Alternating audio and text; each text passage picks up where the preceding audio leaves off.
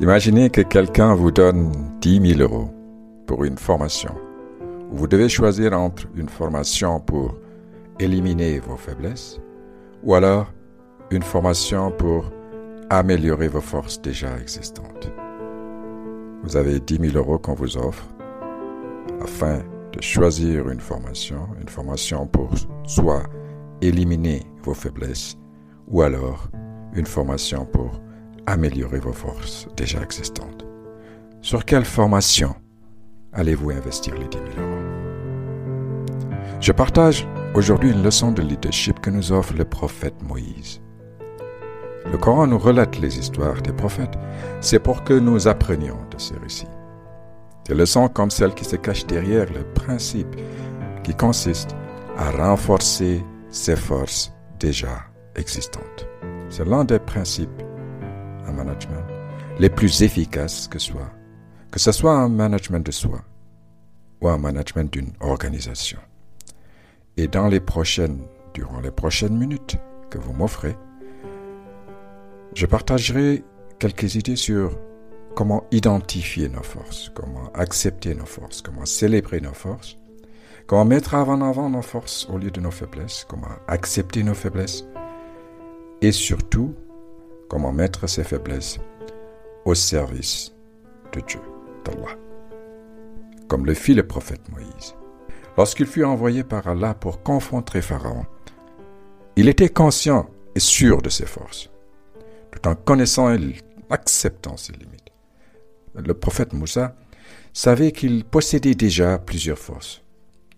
Il possédait une confiance totale en Allah, ainsi qu'une persévérance dans les épreuves. Il savait qu'il est doté d'un courage exceptionnel et d'un leadership face à l'injustice. Il savait aussi qu'il avait une humilité et une reconnaissance de ses faiblesses.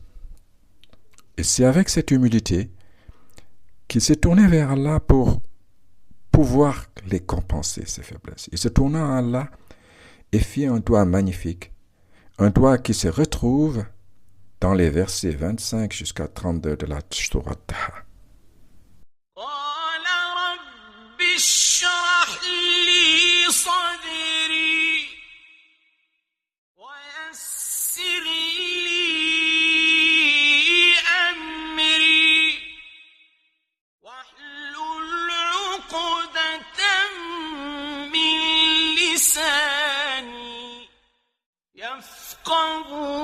قولي واجعل لي وزيرا من أهلي هارون أخي أشدد به أزري وأشركه في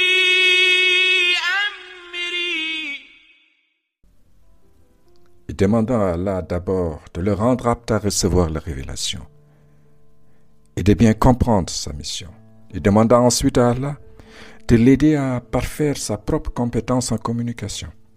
Et enfin, pour renforcer ses forces, il supplia à Allah d'avoir accès à une autre ressource compétente en la personne de son frère pour pouvoir réussir sa mission. Il nous donne ainsi une leçon cruciale de leadership de soi et de leadership des autres. Car pour réussir une mission, il est important de mettre à profit les forces déjà existantes. Je mets l'accent sur les forces déjà existantes et non sur celles qui doivent être encore développées. La nuance est de taille. La nuance, c'est utiliser les forces et non éliminer les faiblesses. Il est important d'insister sur ce point, car nous-mêmes, l'école, la plupart des dirigeants et aussi un grand nombre d'experts en ressources humaines s'occupent principalement de l'inverse de ce que demande ce principe. S'occupent de développer quelque chose plutôt que d'utiliser ce qui existe déjà. Et deuxièmement, s'occupe d'éliminer les faiblesses plutôt que d'utiliser les forces. Et nous sommes tous fixés sur les faiblesses. Nos faiblesses crient très fort et attirent notre attention. Nos forces sont silencieuses. Nous ne nous rendons pas compte de nos forces. Alors, nous devons réorienter notre attention sur elles si nous voulons produire des résultats, si nous voulons être efficaces. Nous devons connaître nos forces, nos points forts d'abord, et vers la fin de cet épisode, je partagerai avec vous quelques questions, un exercice pour pouvoir commencer à identifier nos forces. Et une fois que nous avons identifié nos forces, nous devons les accepter. Pourquoi avons-nous des difficultés à accepter nos points forts? Parce que de nombreuses personnes sont élevées dans la croyance que le fait de valoriser nos points forts est synonyme d'orgueil. Nous ne voulons pas nous vanter, ni passer pour des prétentieux aux yeux des autres souvent. Et les femmes en particulier sont souvent réticentes à reconnaître leurs points forts, car elles pensent se rendre ainsi coupables de prétention si elles le font. Amina, par exemple, est une jeune femme dirigeante, c'est ma fille que je coach, et elle se retrouve souvent à percevoir même les plus grandes bénédictions de sa vie avec la même pensée critique. Qu'est-ce qui se passe? Lorsqu'elle est lauréate d'un grand concours, elle rabaisse le niveau du concours. Elle se dit, il doit y avoir beaucoup de place cette année. L'examen n'a pas été difficile, etc. Lorsque vous réalisez quelque chose, félicitez-vous. Lorsque vous tentez quelque chose de nouveau, laissez-vous aller à la satisfaction et même à la fierté. Nous devons non seulement accepter nos forces, mais aussi les célébrer. Car il est essentiel de prendre le temps de célébrer tout ce que nous faisons de bien. Les petites victoires de la journée. Vous pouvez faire votre propre journal télévisé du jour. Le soir, vous prenez 10 à 15 minutes pour passer en revue toutes les choses qui vous ont réussi dans la journée. Aussi petites soient-elles. فَمَنْ يَعْمَلْ مِثْقَالَ ذَرَّةٍ خَيْرًا يَرَهُ. فمن يعمل مثقال ذرة خيرا يره. Mettre en avant les forces et non les faiblesses. C'est important. Ce qui est tragique, c'est que l'on se concentre en premier lieu sur la recherche des faiblesses et que l'on utilise ensuite toutes nos forces pour les éliminer. C'est une stratégie diabolique. Et prenez exemple que vous retrouvez dans beaucoup d'entreprises. Alors, vous présentez des lacunes, par exemple en matière de communication ou d'esprit d'équipe. Alors, on conçoit un programme de développement et une formation pour vous. On vous envoie suivre des séminaires et on vous fait coacher. Bien entendu, cela a un effet. Après avoir suivi quelques-unes de ces mesures, alors vous aurez fait des grands progrès ici et là. On constatera des améliorations. Telle lacune aura diminué, telle autre sera atténuée. Vous vous êtes amélioré. Mais dans quel sens? Vous vous êtes amélioré dans le sens de moins mauvais. Vous avez fait un pas marquant. Vers quoi? Vers la médiocrité. En tant que collaborateur, vous êtes devenu facile à gérer. Avant, vous posiez des problèmes 3 fois par jour. Maintenant, seulement 1 fois tous les 3 jours. C'est considéré comme un progrès et les responsables se voient ainsi confortés dans cette stratégie qui consiste à éliminer les faiblesses. Le mieux, c'est d'utiliser notre temps, d'utiliser notre argent, de notre énergie pour renforcer nos forces et compétences déjà existantes. Renforcer là où nous pouvons progresser pour aller de bon à très bon, voire excellent, au lieu d'investir notre temps à vouloir éradiquer nos faiblesses dans l'espoir de passer du stade de faible ou mauvais à médiocre ou passable. Essayons de nous accepter. Se concentrer sur les points forts signifie-t-il ignorer les faiblesses? Non, pas du tout. Ce serait naïf. Les faiblesses doivent être connues, mais pas pour la raison pour laquelle la plupart des gens veulent les connaître, à savoir pour les éliminer.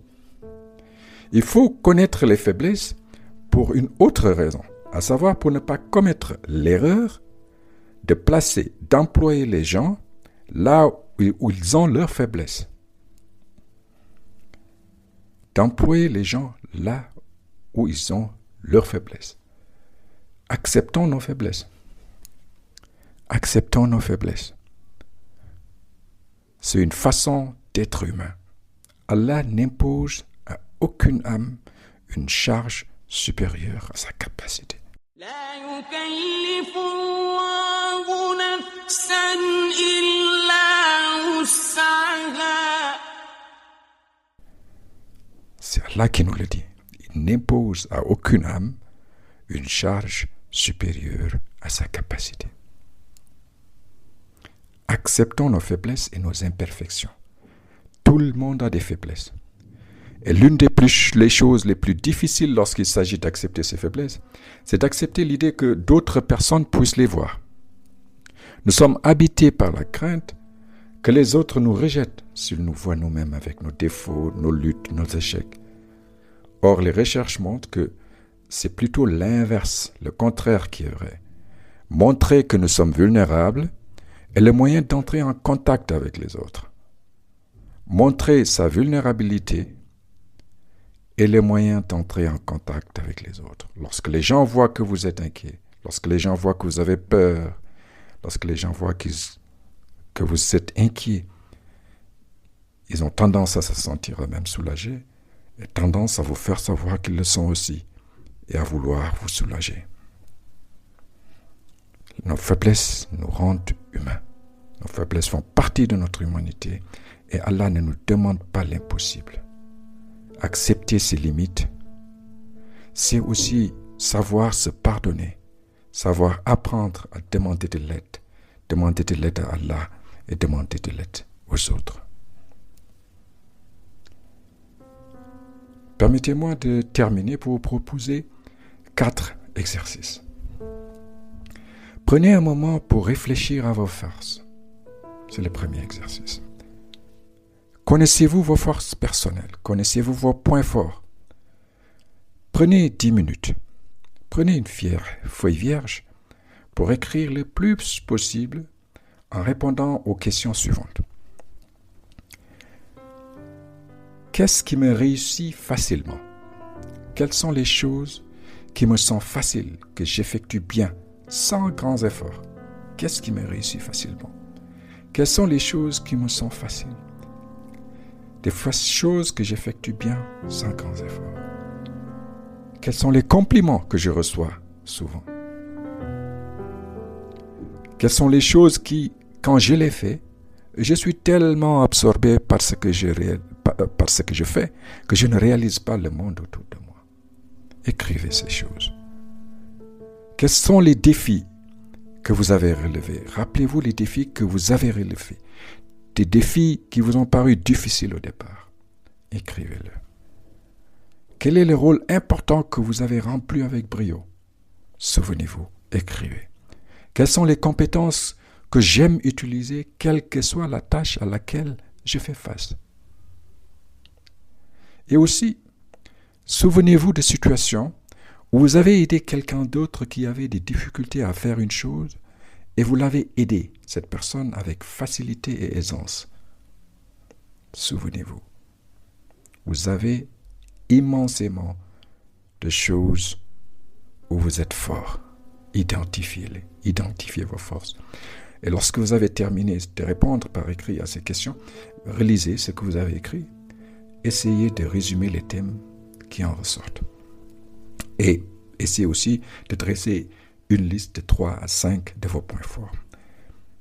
Et pour en savoir encore plus sur vos forces personnelles, je vous propose de visiter le site de l'Institute of Character, viacharacter.org, où vous trouverez un questionnaire portant sur 24 forces ou traits de personnalité. Et ce questionnaire est une ressource validée par des psychologues qui, au début des années 2000 ont découvert 24 forces de caractère qui résument ce qu'il y a de mieux dans notre personnalité.